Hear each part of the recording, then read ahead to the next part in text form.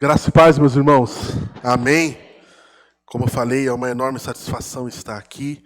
Trago uma saudação do nosso pastor Orlando de Andrade Silva, Igreja Batista em Vila Sintra, essa amada igreja, ao pastor Humberto, que está de férias. O pastor Orlando, ele gosta muito desta igreja, gosta muito do pastor Humberto, então ele traz lembranças. Manda um abraço em nome da igreja. Igreja Batista em Vila Sintra, se coloque de pé. Por favor, esses são os outros irmãos que congregamos ali do outro lado, logo ali no bairro de Vila Sintra, né? Estamos aqui junto com a igreja, cooperando, servindo juntos e honrando o nome de Deus. Obrigado. Aquela que está aqui na frente é minha esposa, Joyce, minha filhinha, a Louise, já foi, já correu para a salinha, mas digo em nome de todos que estão aqui, em nome da igreja, que é uma enorme satisfação estar aqui, glorificando a Deus e exaltando o nome do Senhor. É tão bom quando nós encontramos outros irmãos que possuem o mesmo amor, que professam a mesma fé e que têm o mesmo amor por Jesus Cristo, ao qual nós reconhecemos o seu sacrifício naquela cruz. Nós não estamos aqui por mero acaso ou por mera coincidência. Foi propósito de Deus. E esse propósito foi realizado e cumprido na cruz, quando Cristo ali derramou o seu sangue por mim e por vocês. Abra suas Bíblias em João capítulo 6.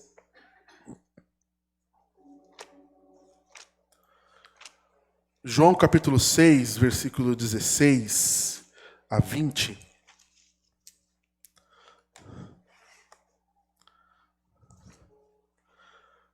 É um texto que todo mundo aqui conhece, é uma história aqui que todo mundo já sabe, mas ela tem muito para nos ensinar. O tema a qual a igreja está trabalhando esse mês é Eu Posso Crer. E quando eu estava preparando essa reflexão, é algo que de fato a gente precisa ter em nosso coração, ter essa convicção e essa certeza de que eu posso crer. Ainda mais quando nos debruçamos diante das Escrituras, quando nós lemos a palavra de Deus e vemos o quanto Deus é um Deus poderoso, o quanto Deus fez na vida do seu povo ao longo de toda a história. E é o que Deus vem e quer fazer em nossas vidas, mas nós precisamos crer. Não podemos duvidar. E é uma condição que Deus nos dá. Eu posso crer. Você pode crer. Vamos ler João capítulo 6, do versículo 16 ao 24. 16 ao 20, perdão. Diz assim: Ao anoitecer, seus discípulos desceram para o mar, entraram num barco e começaram a travessia para Cafarnaum. Já estava escuro e Jesus ainda não tinha ido até onde eles estavam. Soprava um vento forte e as águas estavam agitadas. Depois de terem remado cerca de 5 ou 6 quilômetros, viram Jesus aproximando-se do barco, andando sobre o mar, e ficaram aterrorizados. Mas ele lhes disse: Sou eu, não tenham medo. Pai, nós clamamos a Ti e rogamos, Pai, a Tua presença, Deus. Ó Deus, nós cantamos e louvamos, Deus, para a honra e glória do Teu nome, Pai. Nós estamos aqui reunidos como corpo, como igreja do Senhor Jesus, para exaltar o grande eu sou, para exaltar e louvar a Ti, que tem feito grandes coisas sobre o nosso meio, Pai. Ó Deus, esteja conosco, esteja com cada coração aqui nesta noite, que possamos esvaziar nas nossas mentes para receber tão somente a Tua palavra. Ó Deus, eu clamo a Ti, clamo pela vida dos meus irmãos aqui presentes, clamando a Tua graça e a Tua misericórdia. Esteja com todos, em nome de Jesus. Amém. É interessante que quando a gente para pensar nesse tema, eu posso crer, isso me remete no ano passado que nós tivemos. Todo mundo sabe que foi ano de eleição e que aquele ano foi um ano conturbado, um ano complicado, um ano onde o país ele está dividido, 50% está para um lado, 50% está para o outro lado, 50% crê e depositou as suas esperanças em um tal governante mediante as suas promessas, e o outro 50% também acredita nas promessas, acredita que ele sim poderia resolver os problemas do nosso país. No entanto, só saiu vencedor um. E todos nós sabemos o resultado das eleições. Só que 50% do país está contente. Acredita que esse governante vai sim ajudar a nação a sair dessa crise econômica a qual vivemos. Já a outra metade não crê. A outra metade é completamente pessimista, é completamente incrédula e não vê esperança e não consegue crer que teremos um bom governo. Mas a questão de tudo isso é quando nós paramos para analisar na questão do eu posso crer, é justamente a questão de que eu posso, por meio do meu intelecto, por meio de um raciocínio, chegar a uma conclusão, mediante aquilo que me é apresentado, de que eu posso confiar. Crer, o verbo crer é justamente quando eu passo a confiar em aquilo que eu olho, eu tomo como confiança, eu posso refletir e tomar como verdadeiro alguma coisa. O verbo crer está relacionado à nossa capacidade de pensar e chegar a uma conclusão de que aquilo a qual eu estou olhando, aquilo a qual eu prospecto as minhas esperanças, é de fato aquilo que eu confio. É de fato algo que eu posso enraizar a minha vida, porque tal coisa ou alguém faz com que eu crie esperança. É muito interessante que a gente precisa entender que o fato de crer não é algo que simplesmente eu creio. Não, mas é uma autorreflexão. É uma percepção que nós temos de que eu posso confiar em algo ou em alguém. É algo que de fato nasce em nós. Porque nós precisamos sim olhar para alguém e ter confiança.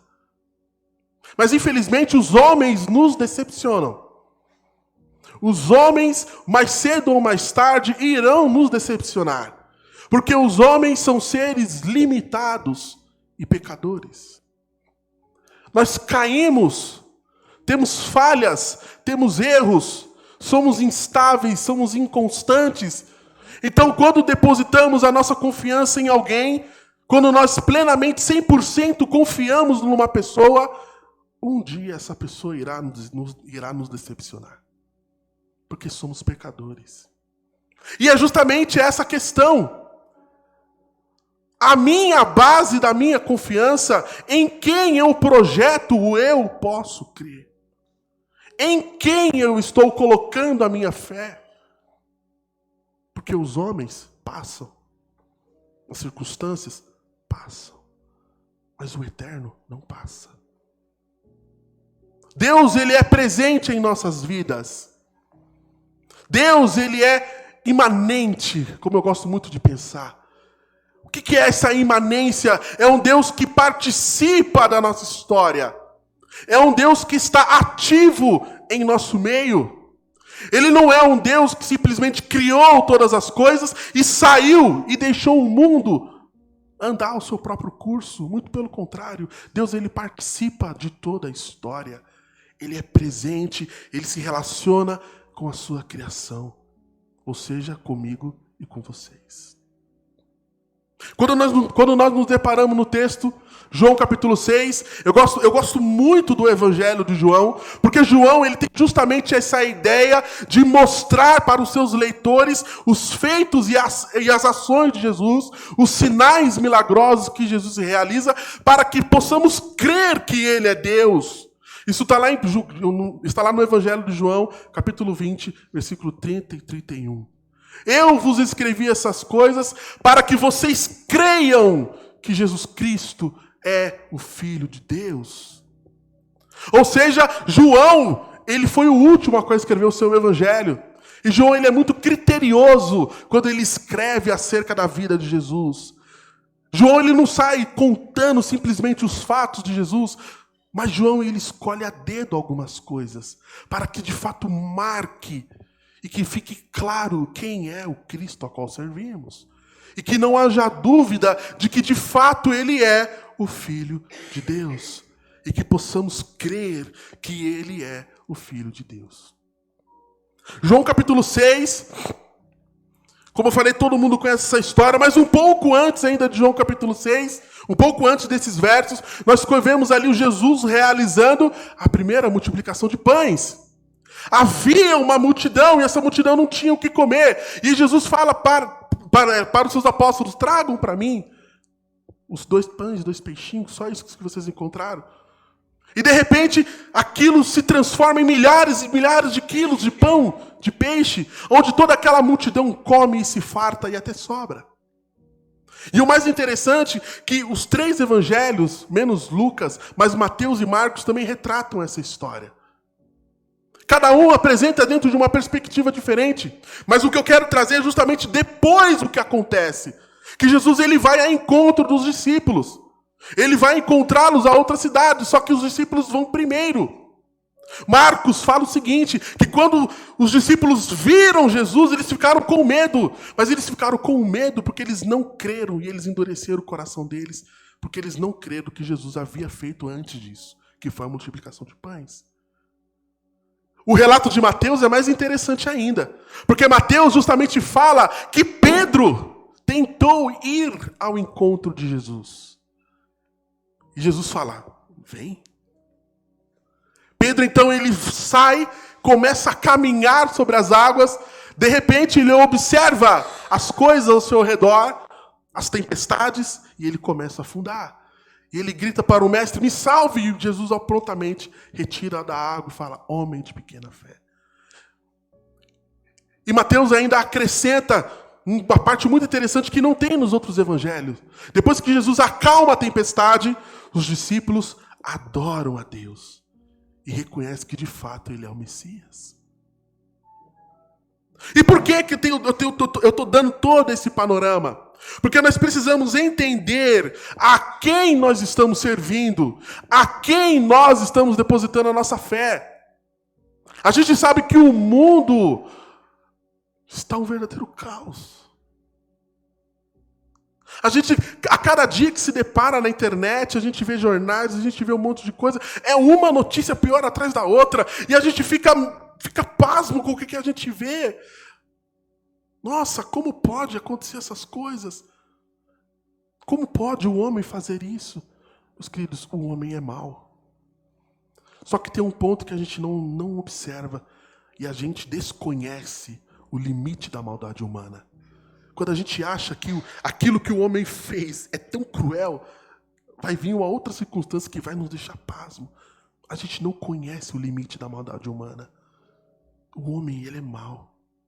E a gente não tem dimensão até onde vai essa maldade. Mas quando nós nos deparamos para as Escrituras, quando nós voltamos para aquilo que o texto nos ensina, João nos apresenta um homem a qual veio para que nós possamos confiar.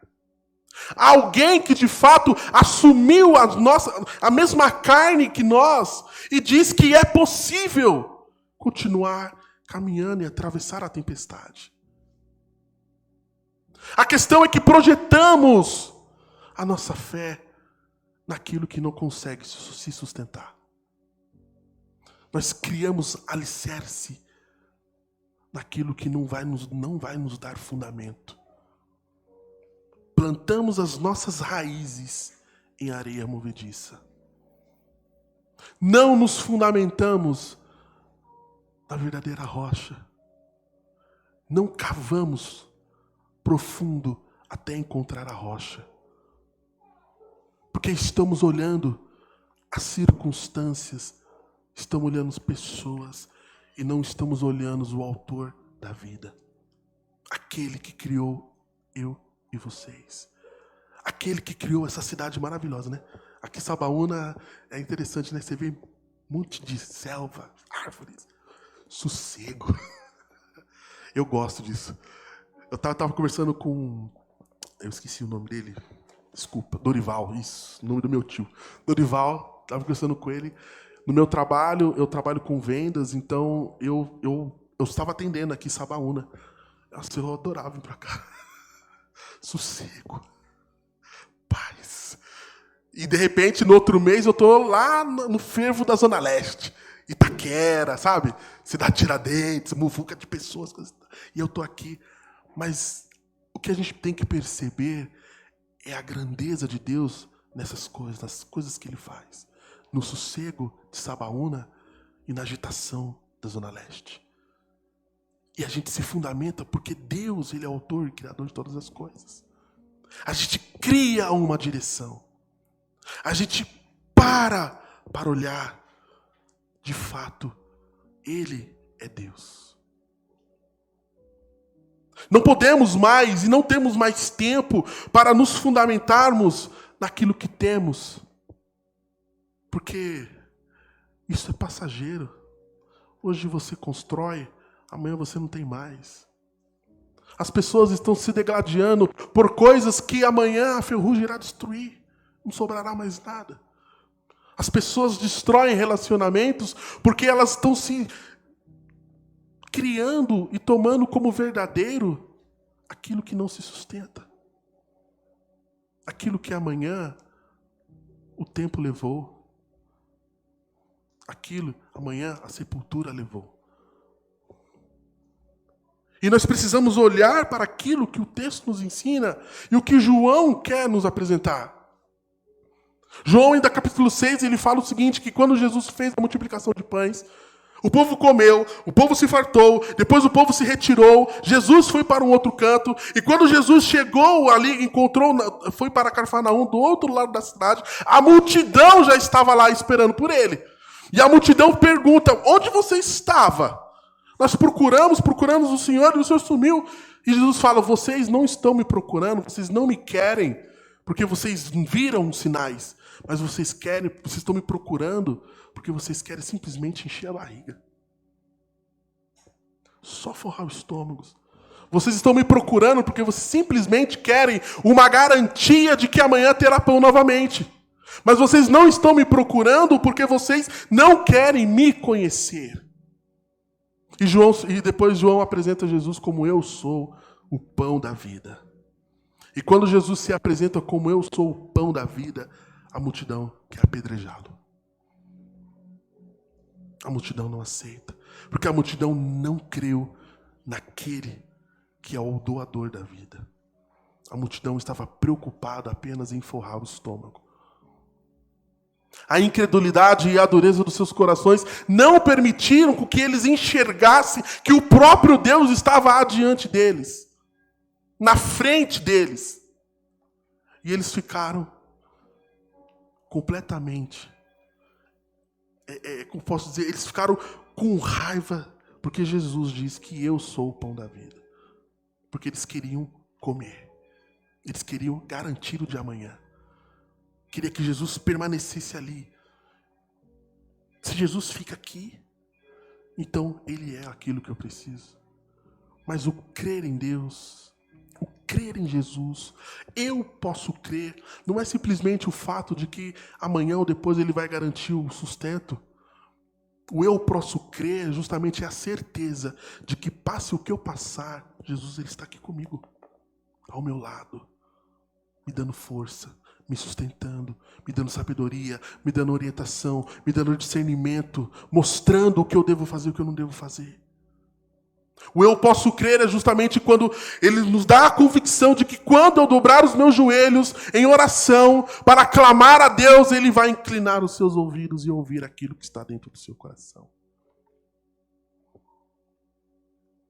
Jesus Cristo, Ele quer mostrar que Ele está presente na sua vida.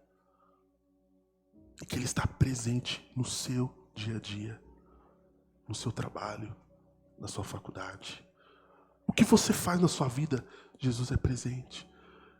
A questão é que nós desviamos os nossos olhares e olhamos a tempestade à nossa volta e não vemos o Cristo na nossa frente, dizendo, vem. Venha. Olhemos para o Cristo.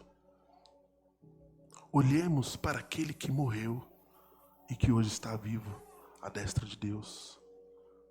Olhemos para aquele que nos faz levantar todos os dias de manhã, que nos concede a graça de respirar esse ar limpo. Olhemos para aquele que todos os dias nos dá a porção diária de alimento. Olhemos para aquele que todos os dias faz com que o meu coração bata e eu tenha uma vida saudável. Jesus não quer que a gente observe as tempestades. Ele quer que a gente olhe para Ele. A Bíblia é muito interessante que a gente precisa sempre buscar o propósito do autor. Aquilo que o autor quer nos passar. E quando a gente lê as Escrituras, quando a gente vê, por exemplo, o que Jesus fala, tem de bom ânimo, porque eu sofri, porque vocês terão aflições, a gente não tem que focar a nossa atenção nas aflições. A gente não tem que focar a nossa leitura naquilo que eu sei que eu vou passar. Mas o autor ele está querendo nos mostrar que, ei, Jesus venceu. Ei, Jesus venceu. Não se preocupe com as aflições que vocês vão passar. Não se preocupe com as aflições que nós iremos passar. Porque todos os dias iremos suportar aflições. Podemos ser ingênuos, não podemos ser ingênuos de pensar que hoje eu tenho um problema, resolver esse problema e nunca mais vou ter problema. Muito pelo contrário. Amanhã teremos outros problemas. Talvez piores do que a gente está passando agora. A gente não sabe, mas não é essa questão de focar a nossa atenção nos problemas. A nossa atenção precisa estar focada naquele que venceu o mundo. E o autor nos mostra, ei, olhem para o Cristo que venceu o mundo. E tem de bom ânimo. Porque Ele vai com vocês até a consumação dos séculos. Apenas creiam que Jesus está com vocês. Não importa as aflições que vocês estão passando. Não há problema que Ele não consiga solucionar e resolver. Ergam a cabeça. Andem de cabeça erguida. Não andem encurvados de cabeça baixa, como derrotados ou fracassados. O nosso Deus é um Deus que está vivo. Por meio da vergonha dele, nós recebemos a graça de andarmos de cabeça erguida. E a vergonha, ela foi mostrada naquela cruz. Ele passou vergonha. Ele foi humilhado. Ele foi cuspido. Não eu e vocês. Nós não fomos. Ele levou tudo isso para que eu e você pudéssemos andar de cabeça erguida, tendo convicção e certeza de que Jesus está vivo e com vocês. Mas também nós podemos entender que eu posso crer, porque não é qualquer pessoa que está falando. Uma coisa é muito ruim quando você procura ou planeja alguma coisa com alguém e alguém não cumpre o que fala. Isso é muito ruim, né? É muito ruim quando você planeja, fala, ó, igreja combinando com os meninos, vamos estar lá hoje, 5h20, vamos nos encontrar lá no posto lá.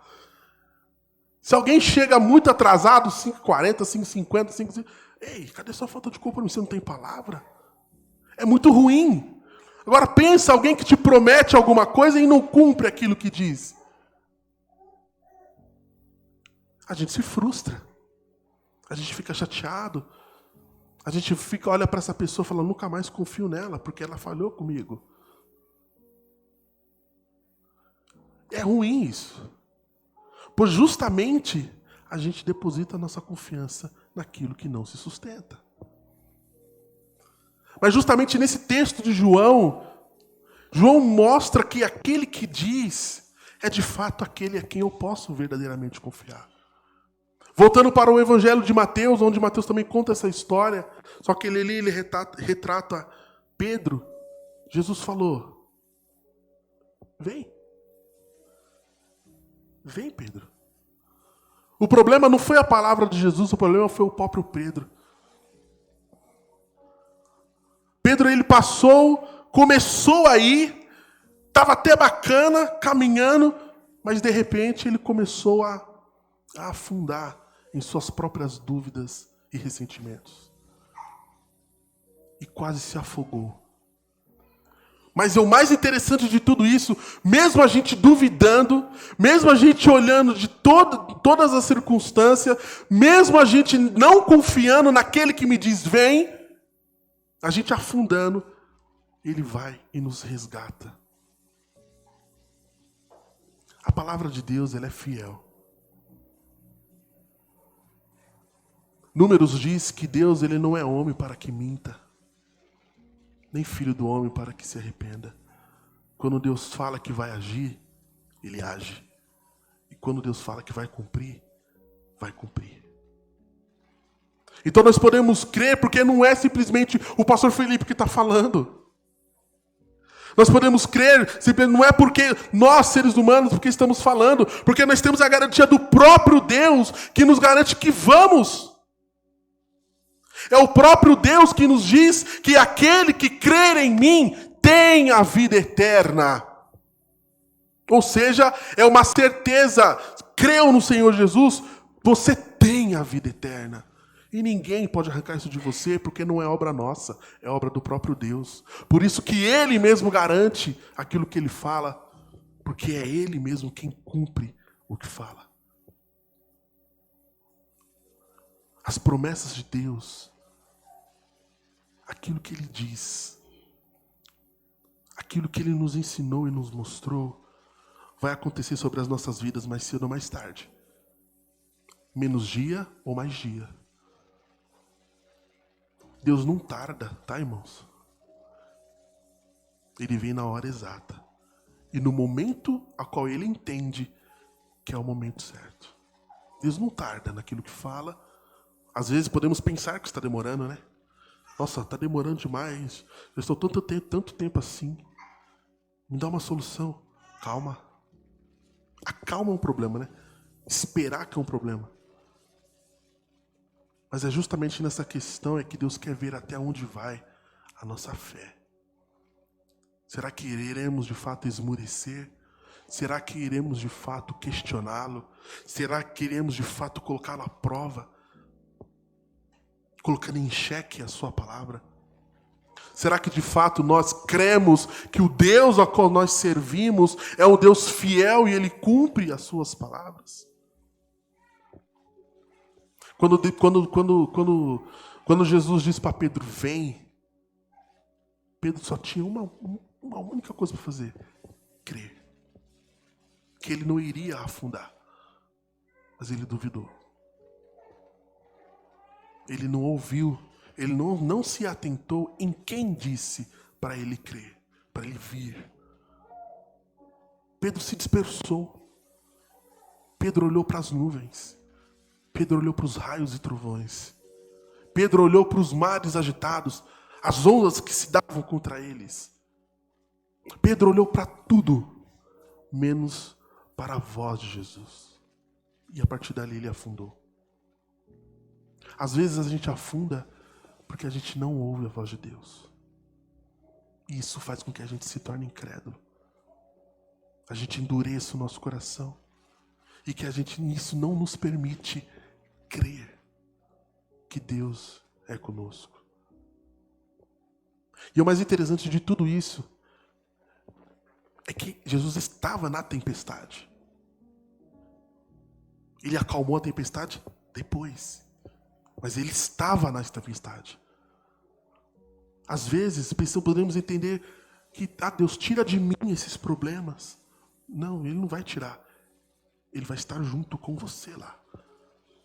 Passando junto. Para que você veja a glória dEle. Para que você veja que os livramentos que Ele te dá é para a glória dEle. Que as bênçãos que você recebe é para a glória dEle. Que aquele impossível, que aquilo que você não esperava, você recebeu algo que de fato deixou você de boca aberta. Fala, meu Deus do céu, para a glória dEle. Então Ele passa junto com você. Você não está só. Ele diz para você, vem. Apenas vem. Não repare ao lado. Olhe para mim. Vem. Será que temos fé para crer? Porque Jesus nos dá a possibilidade para crer. Basta olharmos para Ele. Precisamos focalizar a nossa atenção em Jesus Cristo.